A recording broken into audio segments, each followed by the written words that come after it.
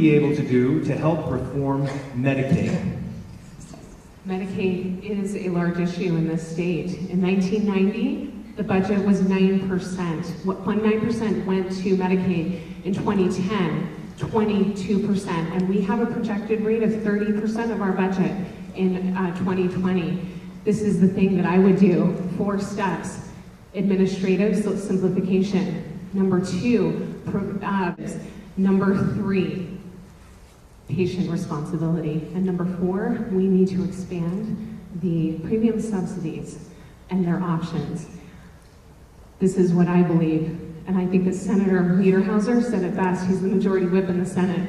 He said, now more than ever, we need to inject our healthcare system with business sense so that we can fight the skyrocketing costs of healthcare. I am the candidate that has that business sense, and I will be fighting the skyrocketing costs for you.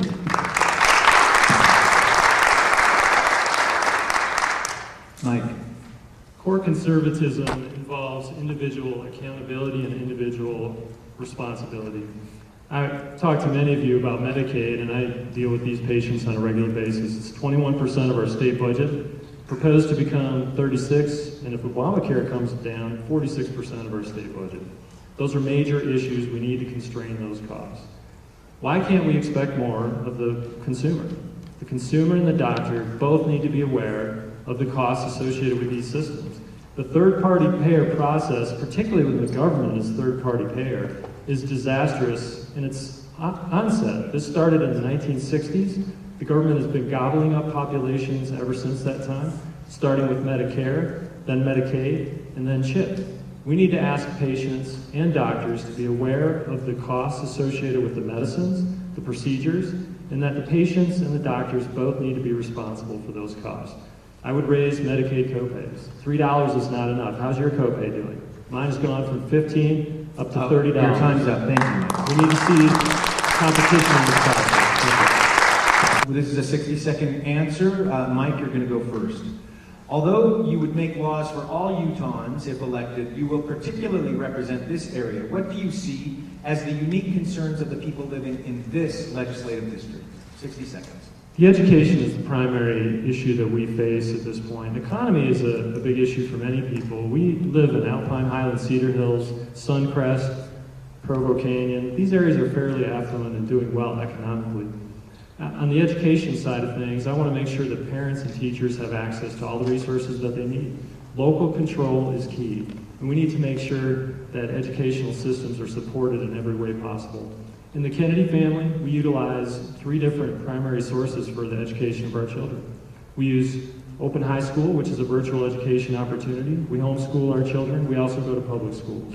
We believe that parents and teachers are best suited to determine the needs of our children, and that when we open up these opportunities for parents and teachers, children will do best, systems will do best, and our money will be best served as far as how we spend it. Thank you.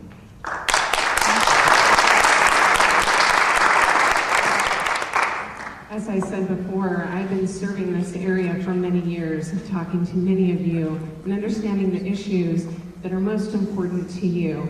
Those issues are the economy, education, and transportation. All other issues are second to these top 3. As I said before, I have a keen business sense. I understand budgets. I've managed multi-million-dollar budgets, and I will be working for you to keep your taxes down, have less regulation on your businesses. I believe in choice in education. Alpine School District has the most charter schools of any school district in the state, and I will continue to fight for your choice to either homeschool your children, send them to public school, or send them to charter school. As far as transportation is concerned, we must have an infrastructure for economic development. If we don't, it's the lifeline of our economy, and I will work hard to get that infrastructure put into place. Thank you. This is a 90-second answer. Sarah, we'll start with you. Explain Common Core to the best of your ability, and then what is your position on it? Common Core is a program that heightens standards and benchmarks for the academics here in this state.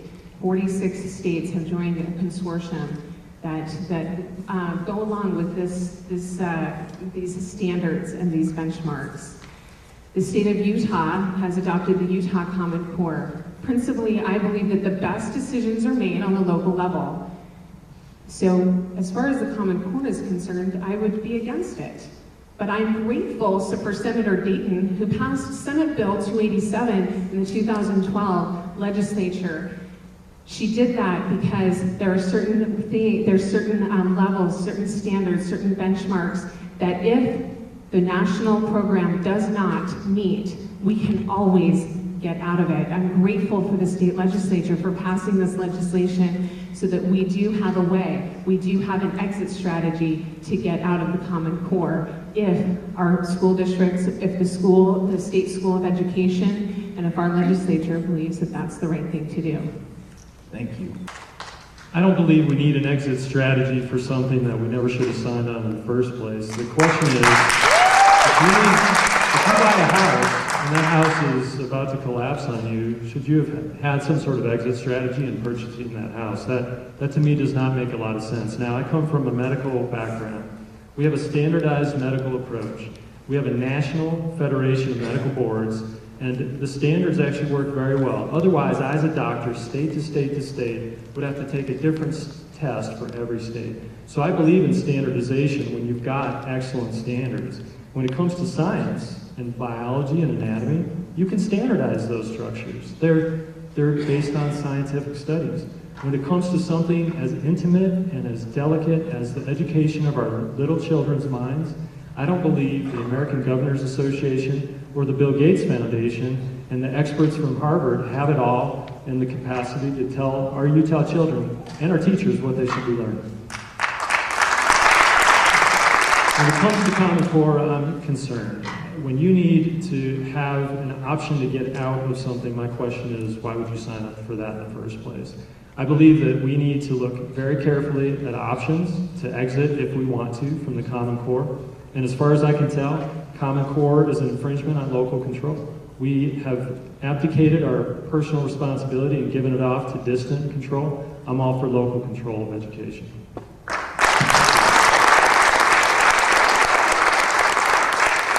This next one is a 30-second answer, so careful. What criteria will you use in deciding whether to support or oppose a bill? And Sarah, we'll start with you. I'll read the question again. What criteria will you use in deciding whether to support or oppose a bill? Well, first of all, the Utah Constitution. We have to abide by constitutional mandates, amendments. We have that set in place. I also will take in my core values and principles as I read through each bill. That's one of the advantages of being a woman, is we understand how legislation affects our family just like that. I will also take in the values and principles of this district. I will be representing you, so I'll be taking in your views and your opinions. Number one, whose job is it? Whatever the bill is, whatever it proposes, is it the job of the government to do that or not? That's the first question. The second question, how much does it cost?